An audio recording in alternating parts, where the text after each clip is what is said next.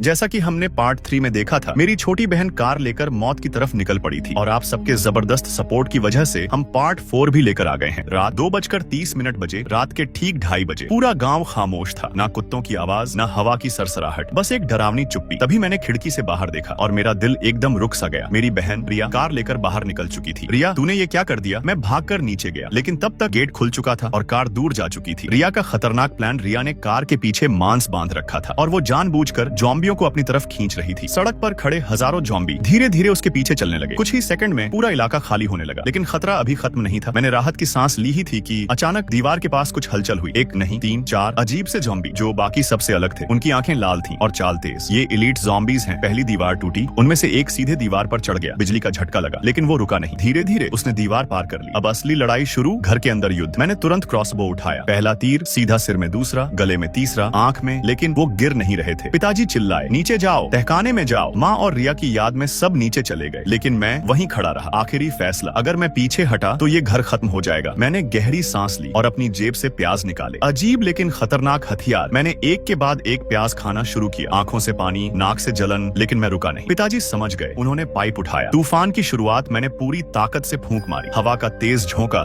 सीधे ज़ॉम्बियों पर पड़ा। 1 2 3 कई ज़ॉम्बी गिर गए, लेकिन एलीट ज़ॉम्बीज अब भी खड़े थे। असली खतरा आता है तभी। दूर से एक भारी कदमों की आवाज, धम धम धम। मैंने देखा ज़ॉम्बी किंग धीरे धीरे हमारे घर की तरफ आ रहा था। बाकी ज़ॉम्बी उसके सामने झुक रहे थे। डर का असली मतलब, उसकी आंखें सीधे मुझ पर टिकी थी, जैसे वो सब समझ रहा हो, ये इंसान नहीं है। Final face of. मैं अकेला खड़ा था और सामने था मौत का राजा। मैंने खुद से कहा, आज या तो ये खत्म होगा या मैं आखिरी हमला। मैंने आखिरी प्याज उठाया और पूरी ताकत एक ही बार में लगा दी। इतनी तेज हवा चली कि चारों तरफ धूल उड़ने लगी। दरवाजे हिलने लगे। ज़ॉम्बी पीछे फेंक दिए गए। खामोशी। कुछ सेकंड तक कुछ नहीं हुआ। ज़ॉम्बी किंग वहीं खड़ा था। फिर कुछ बदलने लगा। धीरे धीरे उसका शरीर कांपने लगा। उसकी आंखों की चमक कम होने लगी। अचानक वो जमीन पर गिर पड़ा। जैसे ही वो गिरा, सारे ज़ॉम्बी रुक गए। कुछ गिर पड़े, कुछ भाग गए, कुछ वहीं खड़े रह गए। शांति। पहली बार पूरा गांव शांत हो गया। कोई आवाज नहीं, कोई डर नहीं, लेकिन कीमत बड़ी थी। मैं जमीन पर गिर गया, सांस लेना मुश्किल। शरीर जवाब दे चुका था। शायद ये अंत है। रिया वापस आई। सुबह होने लगी। सूरज की पहली किरण और दूर से आती हुई एक कार। रिया वापस आ गई थी। वो दौड़कर मेरे पास आई। भैया उठो, नई दुनिया। कुछ देर बाद मैंने आंखें खोली। सब खत्म हो चुका था। ना कोई ज़ॉम्बी, ना कोई खतरा, नई शुरुआत। सूरज निकल चुका था और पहली बार दुनिया सामान्य लग रही थी। यहीं पर इस कहानी का अंत होता है। उम्मीद है आपको ये कहानी पसंद आई होगी।